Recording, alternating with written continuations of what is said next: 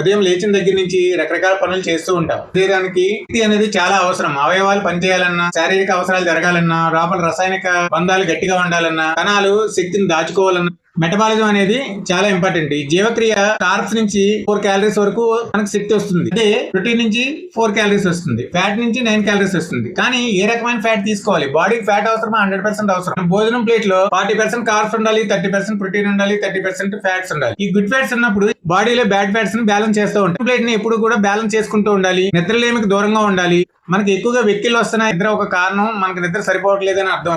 నిద్ర బాగా లేనప్పుడు మెటబాలిజం అనేది డౌన్ లోకి వెళ్ళిపోతూ ఉంటుంది, ఒబిసిటీ పెరిగిపోతూ ఉంటుంది. వాటర్ అనేది డైలీ 3 లీటర్స్ వాటర్ కంపల్సరీ తీసుకుంటా ఉండాలి. స్పైసీ ఫుడ్స్ ఎక్కువగా తింటూ ఉండాలి. స్పైసెస్ ఉన్న ఫుడ్ తినమని కాదు స్పైసీ ఫుడ్ తినడం అంటే. కారం మనకి మెటబాలిజం అనేది పెంచడానికి ఎక్కువగా హెల్ప్ చేస్తూ ఉంటుంది. గట్ బ్యాక్టీరియా, లెంగ్త్, ఇవన్నీ కూడా మన డైజెషన్ ని ఇంపాక్ట్ చేస్తూ ఉంటాయి. ఈ డైజెషన్ వలన మన జీవక్రియ రేట్ ఎలా ఉంది అనేది మనకి కొంతవరకు అవగాహన వస్తూ ఉంటుంది. దీనికోసం ఎక్కువగా వెయిట్ లిఫ్టింగ్ ఎక్సర్సైజ్లు చేస్తూ ఉండాలి. నిద్ర బెటర్ గా తీసుకుంటూ ఉండాలి. వాటర్ బాగా తీసుకుంటూ ఉండాలి. మెడిసిన్ ఫ్రీ లైఫ్ కి ఎక్కువగా దోహదం చేస్తూ ఉంటుంది అనమాట. ఎప్పుడైతే మెడిసిన్స్ ఎక్కువగా తీసుకుంటూ ఉన్నామో ఇది మన జీవక్రియని కంట్రోల్ చేస్తూ ఉంటుంది. మెడిసిన్స్ కి దూరంగా ఉండడానికి, యాక్టివ్ లైఫ్ గడపడానికి ఎక్కువగా ఎక్సర్సైజ్ మీద ఆధారపడుతూ ఉండాలి. సెడెంటరీ లైఫ్ స్టైల్ ని దూరంగా ఉంచుతూ ఉండాలి. దీనికి సంబంధించిన పూర్తి వీడియో నేను కింద డిస్క్రిప్షన్ లో ఇస్తున్నాను. జీవక్రియ అంటే ఏంటి, ఏమేమి హెల్ప్ చేస్తాయనే పూర్తి వివరాలు నేను కింద డిస్క్రిప్షన్ లో లింక్ ఇస్తున్నాను. Go and watch it. Thank you.